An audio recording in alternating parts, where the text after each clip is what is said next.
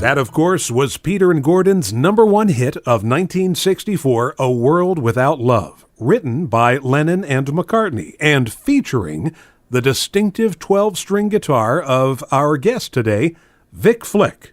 As a member of the John Barry Seven, Vic Flick would see that association lead to countless film soundtrack work, including a sizable chunk of the James Bond movies from their very start in 1962 and right up through the 1980s.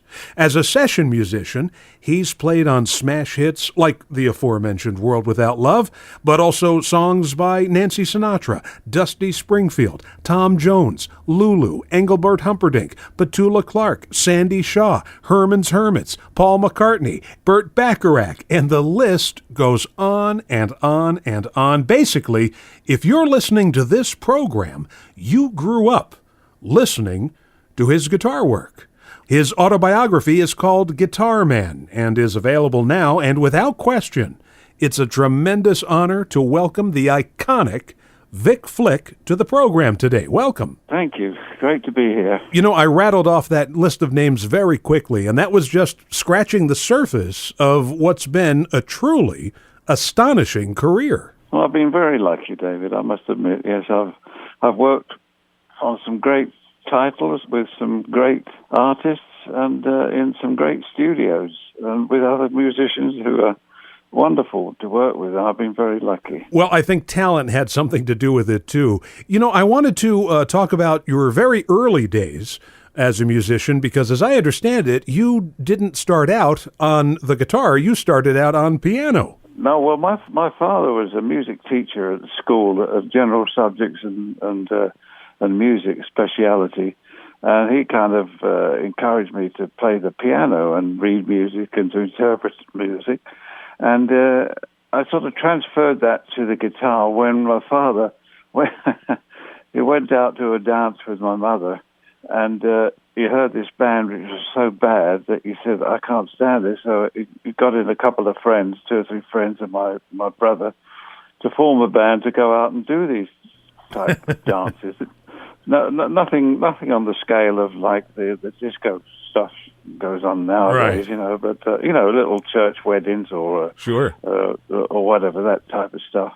So he played piano, so I couldn't join the band because he didn't want 2 pianists in it. So a neighbour bought me a guitar as a present, and it was an old Gibson, small Gibson and stuff, which I practiced like crazy on. In fact, I started 1 or 2 fingers bleeding a little bit, and I practiced and got up to a standard where I could actually put this tank commander's microphone, which the tank, when they were driving tanks, they used to have this clip round their throat, tank, and plugged it into my father's radio, and off we went. We were in business. So things have changed quite a bit technically from those first days.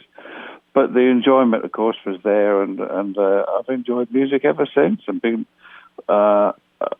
sort of proud to be where I got to what I did. You know, I mean, people like, say, like Petula Clark and Herman's Hermits, which I was part of, you know, on the sessions, on the recordings. Yeah. And I was very actually proud to, Henry Mancini came over and did some albums, and I worked with Henry or Hank, you know, on a few albums, plus some other American composers came out, because I think the musicians were cheaper than in America. And Nancy Sinatra, which was quite an experience. She was a wonderful person to work with, and I can go on. Shirley Bassey, Brenda Lee, I did some stuff with, a few sessions. Yeah, so it's been pretty good. Yeah, I'll say, certainly. And considering what was happening in Great Britain when you were making a name for yourself in music, first with the John Barry Seven, were you initially bitten by the skiffle bug, the jazz bug, the rock and roll bug, or the big band bug? That's a very good question. One actually, I haven't thought which bug I was taken by. Just the music bug, because I liked it. One of my favorite guitar players was an American guy called Tal Farlow, who specialized in jazz guitar playing. Yeah. He was also a wonderful he used to paint names on the back of yachts. That was his a big thing. But if you want to check him out, Tal Farlow was a wonderful player. So that was jazz, and of course then there was the influence of the solo guitarists going on, and from America, Dwayne Eddy and all that sort of stuff. Although I'm not sure when he came in on the scene, but it was just a general music bug. So I was making music. I love ballads and stuff like that, but also I like rhythm and blues and rock and roll and all that. You know, it was a good back at that time in the '60s or the end of the '50s and the '60s. So much energy in the music then. It was so sort of developing, if you know what I mean. And we had stuff coming in from America and abroad, Europe and stuff, and digesting it. And we used to get a lot of French people coming over, and a lot of American MDs used to come over and record in England because they liked the atmosphere. And but funny enough, just a funny story just came into mind. Frank Sinatra came over to do an album. Wow! And I was nearly on it, but I didn't. I was working when they changed the dates. The thing is that there was apparently, according to the studio manager, Pi Studios, PYE's Pi Studios, there was this sort of a group of men dressed in suits, all somber and stuff, and they came to inspect the studio before Mr. Sinatra came. See? So anyway, they came in through the front door, which is street level, and walked along a little corridor. And this came to the top of the stairs. So they said, "Where's the elevator?" You know. Right. So they said, "I'm sorry, we haven't got an elevator." They said, "Mr. Sinatra don't like stairs," and they all turned around and walked out. and they had to suddenly find a studio that was all street level. Right. So they had CTS. Which was a Cine Telly sound studio, which a lot of films were done in. In fact, it's Bond films and everything. I went down to Pi Studios to do some other work in another one of the studios in the studio setup. And there was this poor guy ripping this whole console apart and putting it in piles and in boxes and stuff. I said, "What the hell's going on?" He said, "Well, just because Sinatra doesn't like stairs," he said, "they've moved all this to CTS. Plus, he wants everything recorded twice, separately, you know, so everything's got to go when the tape's rolling, there's two tapes rolling." So he said that CTS hasn't got two consoles, so they've got to mock up one. So the amount of work that went into doing this album, with Sinatra coming in, apparently I wasn't there, but coming in and doing a wonderful job as he normally did do, you know. Well, a singer's got to have his standards, you know, no stairs. That's right. That's right. Yes, you know, and I don't like the look of the fifth violinist. Right. Yeah. Throw the bum out. Let me ask you about, if I can, some specific songs and specific recordings. And one of them that it always reminded me of the James Bond theme, and at the time when I first heard it, I didn't realize that there was a connection, but the theme to Beat Girl. Yes, well, which we did the music for. John Barry composed the music, and the guys played on it, and it was good. We had a moment or two of near disaster then, because the film sound technicians were used to like a big orchestra and people wandering around and all that. But that was a very small group, a little tight configuration. And, of course, when we recorded it and listened to it in the first time, it was wonderful, because we all went into the control room to hear the first recording. And there was this moment of sort of amazed silence, because it was so bad. It was all like loose. They had the microphones about 3 feet away from the amplifiers, and everything was just... So we insisted on placing the mics where it was, and there was another guy with us, a friend of the band's, who knew a bit about it, and he helped. But there was this terrible aminosity when we were recording it. But that turned out well. It was a good sound. Thank you for mentioning it, because that is one of the key things Have you heard of this sampling business? Do you know Oh, about yeah, sampling? sure. Yep. What goes on? Well, people say, oh, the music of the 60s, we don't need the music of the 60s. We're in the 80s and 90s and going into the next century and stuff. This is what it's all happened. But you know Fatboy Slim? Remember a song called Rockefeller Skank? Sure, it was like 2000 or 2001, something like that. Yeah, that's right. Yes, well, right in the first half of it was me playing. They'd took my playing off of the Beat Girl and put it in Rockefeller Skank, Fatboy Slim's recording. So, fortunately, I get a little dribble of money from it whenever it's played. But it's a sampling, and so many of these up-to-date things that are done today are made up totally of samples. Yes. In fact, you wonder why it hadn't been done before, but then when you think about it, there wasn't the music to sample, and there wasn't the quality of sound that was done on regular tape machines as opposed to this digital, which to me all sounds a little bit quantified and a little bit technically touched, where everything is exactly where it should be. Right. The 4 beats in the bar are exactly where they should be. But when you're recording live or with musicians, not everything is the same. It's got a life of its own. It's got a sort of a character which is only for that recording. And it sometimes when you think you've played the same exactly, and you go and listen to it back in the 60s and 70s and things, and you say, well, actually, it's the same music, but it sounds different, because the engineer had something to do with it. Right. And tickled the knobs, as it were, But nowadays, it seems to be everybody's got a workstation in their bedroom, and they've got they're playing the piano in Los Angeles with a guitar player in Japan and a bass player in London, and it all comes through on the internet. And sometimes it does sound a little bit like it to me. I can't pick out the song, but sometimes you think, that's good, but it's too good, if you know what I mean. Yeah, it sounds assembled rather than played, if that makes sense. That's right. That's a good thing because yes. I mean, I've done it myself. I've dubbed on stuff that people send to me and stuff, and I'm conscious of having done it, but it works. But it's a different way of doing it, and it comes out as different music. I expect there's a load of musos who are listening and thinking, "Oh, this guy's talking a load of crap or something." But it is because they've never experienced working in a situation that I worked in and all my colleagues worked in the end of the 50s, 60s, and 70s. You know what I mean? Yeah, well, I guess with the way it's done now, where parts are flown in from all over and then assembled and then lined up so that everybody's hitting at the exact same time, and it has this kind of clinical feel. I guess the best thing you can say about it is these bands won't ever really break up because they'll never meet each other to have arguments. There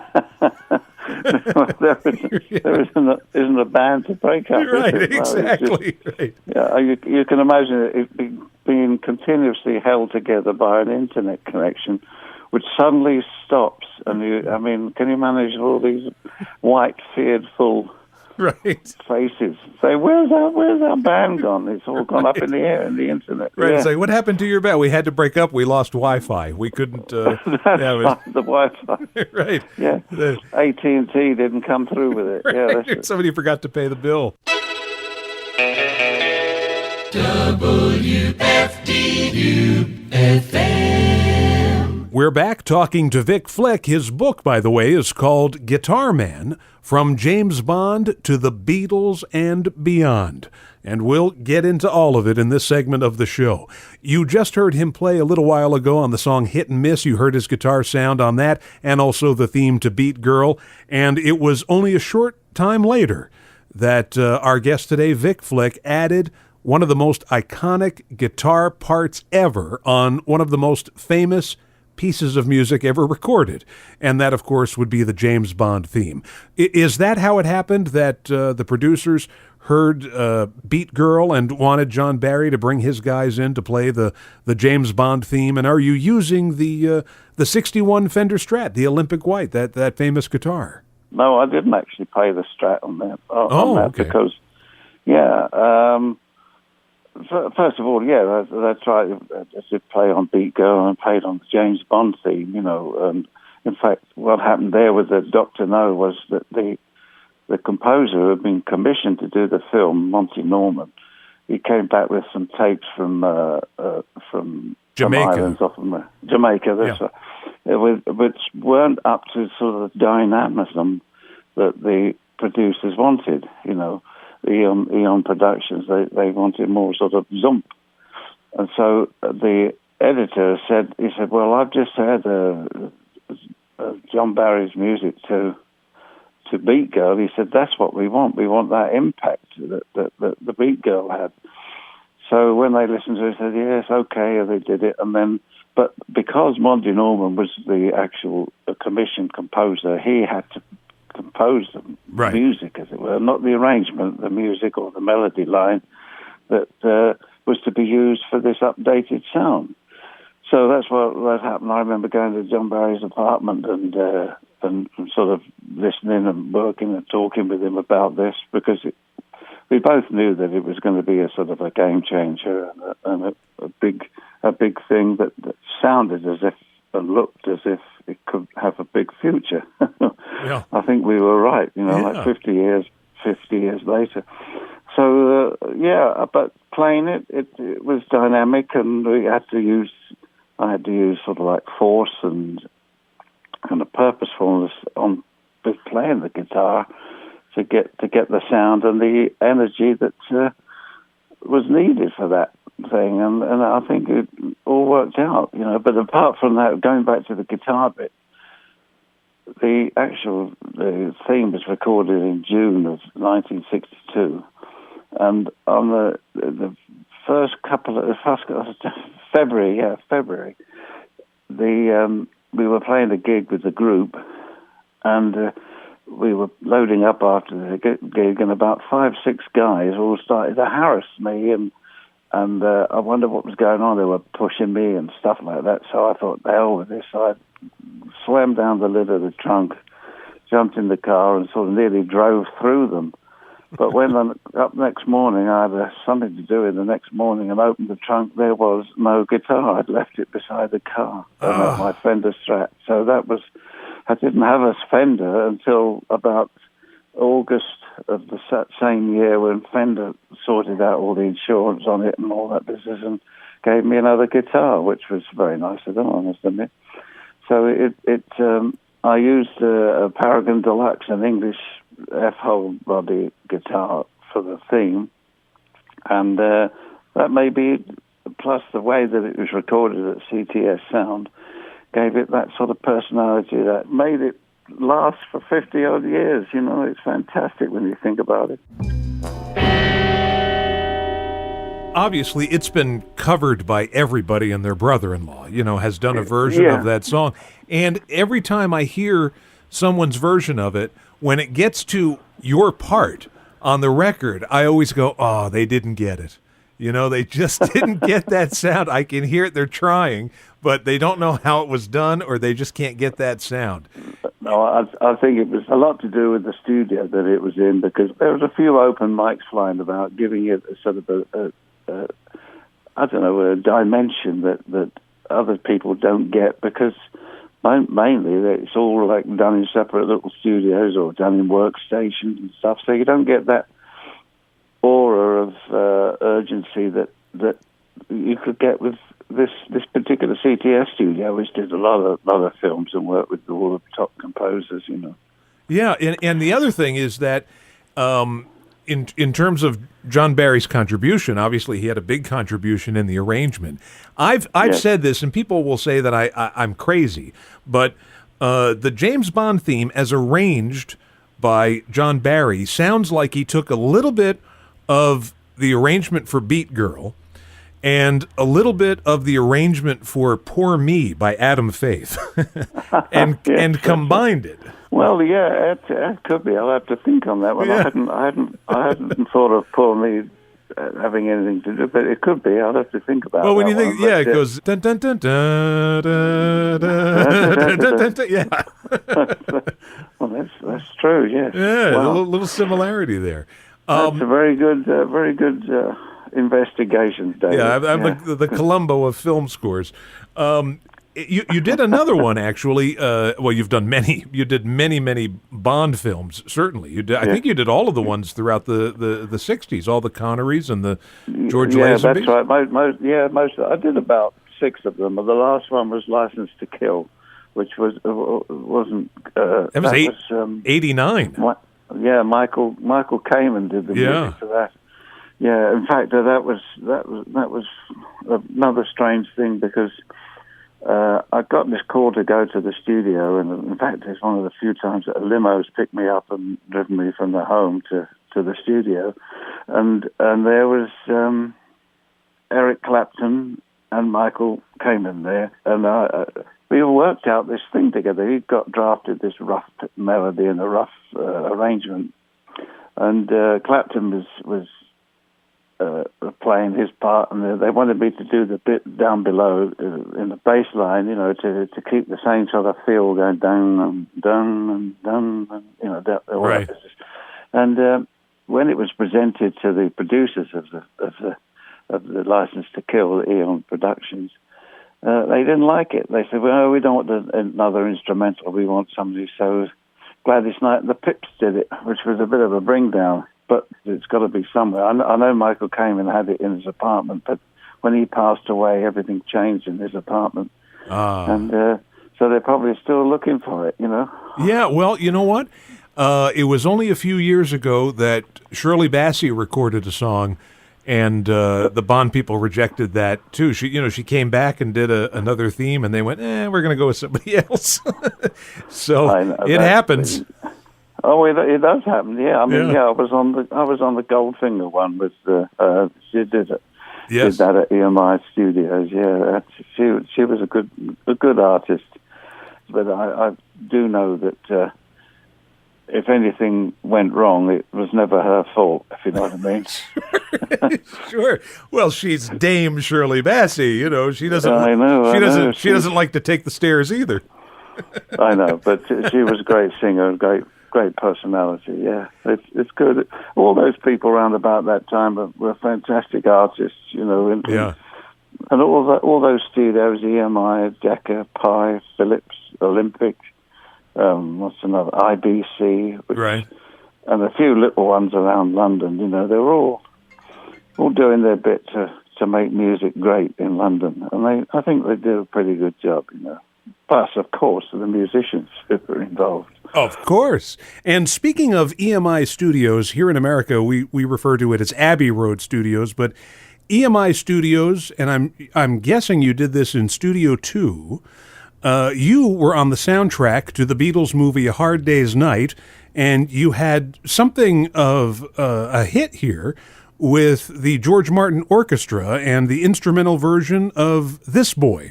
Oh, that's right. The bit where Ringo's walking along the river or something.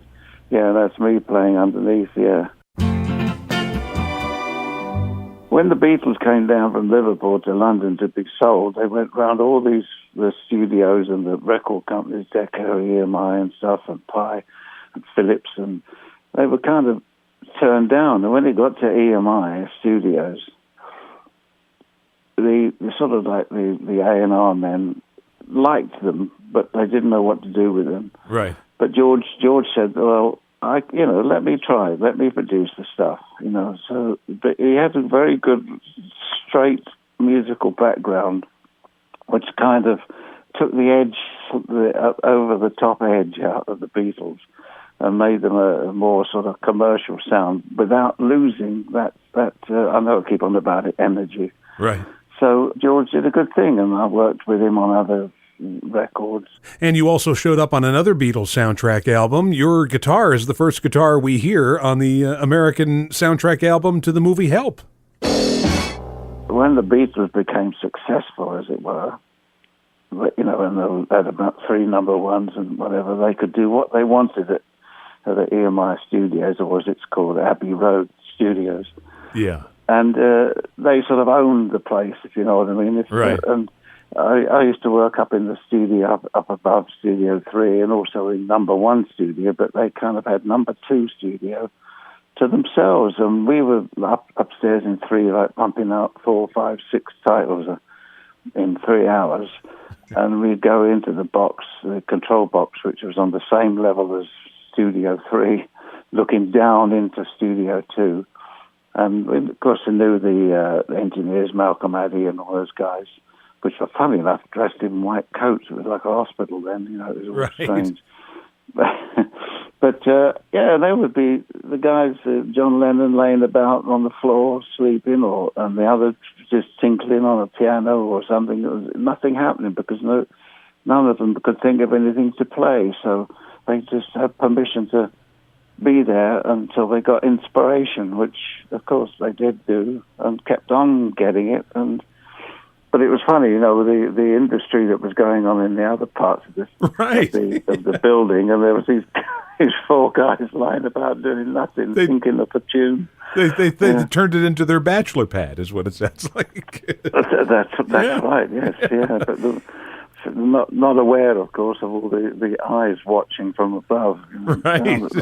When are these guys going to get to work? Yeah, that's right. Come on, do something. Yeah, I don't know if Hermits had that kind of latitude, but you worked with them too. You play that famous guitar part on their song Silhouettes. Oh, yeah, that's right. Yeah. Well, that was another thing of looking through a glass window type of occasion. We went into the studio and set up, and the MD just put some music out in front of us and all this business. And I noticed this, like 4 or 5 other guys were just hanging about the studio. Then when we started to sort of get a bit serious and to play, and they went out and went into the control room looking through. Of course, that was Herman's Hermits, which was all done like with session guys, you see. So they were a little bit pissed off about not actually playing on the record, but you see, they didn't have the precision and the experience to actually go in there and do. I think we did about 3 titles or 4 titles. Yeah, and just go in there, music in front of us, 2, 3, 4. Thank you very much. Time is money. And you've got to, you really can't, if you've got a studio booked for a certain amount of hours, you really can't spend a lot of time waiting for, the drummer to learn it and the bassist to learn it. Yeah. Oh, that's right. I mean, it's the same thing as if you're being late. I mean, if you're late back then, if you were late for a session, and maybe it might have been a 40-piece orchestra, if you were the one that was holding it up, you could be liable for overtime for 40 musicians. Tom Jones, I mean, you played on his biggest records, It's Not Unusual and What's New Pussycat. Yeah. What was it like working with Tom? Tom Jones was very, very vibrant a singer and enjoyed singing. And in fact, in one of them, when he had something to sing with the guitar, and I was playing it, and he comes over and he starts singing, and I forget the song now, but it's so loud in my ear. I thought, dear, he jumped out of a chair. He was a good. Well, actually, I must take this moment to say that a very dear friend and a wonderful musician, Les Reed, who wrote "It's Not Unusual," and yes, has passed away. Yeah, so, I like to just commemorate him and say he was a wonderful person. Loved him and knew him since about 1957, so 60 years or something like that, Yeah, and we were always in contact. But I hadn't spoken to him for some time, about 6 months, 5 months. I called him, but I wasn't able to talk to him personally, so I think he was ill and didn't want to admit it, Yeah. So my condolences to his family and all his other friends and stuff, and a good guy. Yeah. So I'm sorry, David, I've forgotten what we were talking about. Well, we were talking about Tom Jones, but that's okay. I keep on saying it, but it was a good time. People used to go around, and musicians used to just move around to different studios and things, but towards the end of the 70s, and into the beginning of the 80s, when you turned up to a session, you'd get guys actually say, "Hey, how have you been?" and shaking hands and all that. Right. That never used to happen because they probably saw them in the morning and working with them again in the evening, So Right. it was, it's funny how life changes, but we move with it, David. So. Yeah. And I mean, I guess you guys were thinking, okay, I got Dusty Springfield at noon, and then I'm going over and we're doing a Petula Clark record at 6. Well, it was like that, but Yeah. unfortunately, we knew roughly what was going on, but very rarely knew who it was. It was all 10 to 1, 2 to 5, 7 to 10, Right. And you turned up at Decca Studios at 2 o'clock, and it might be whatever, country music or something, and in the evening it'd be a big orchestra at EMI 1, and it was amazing. I used to go up and downstairs with 3 guitars and an amplifier and a bag of pedals and stuff, and I couldn't do it now at all. Well, I just couldn't do it. You'd need that Frank Sinatra elevator. Yeah, that's right. I have trouble getting upstairs with just myself now. But, Right. but anyway, it's been a good time, and I've enjoyed every minute of it. It's fantastic. So if someone wanted to catch up with what you're doing and maybe get the book, Guitar Man, From James Bond to the Beatles and Beyond, where would they go online to do such things? Well, I've got an email address, which is flight007@aol.com. Uh-huh. Or just go to the website and they can get through to me for that way. I think the book's it is on sale on Amazon. That's Vic Flick, Guitar Man, and there's all kind of the history of a lot of what we've been talking about is in that book, and it's had some good reviews, and I'm pleased about it. So. Yeah, well, I do want to thank you so much for coming on today, certainly, and I wish you all the best in the future. Thank you very much. I appreciate it. Enjoyed talking with you, and I tested my memory a little bit, but that's good. Well, we'll go out with one last big hit that you played on, 1972's Alone Again Naturally by Gilbert O'Sullivan, featuring the guitar work of our guest today, Vic Flick. And Vic, have a great rest of your day, and take care. You too. Bye-bye.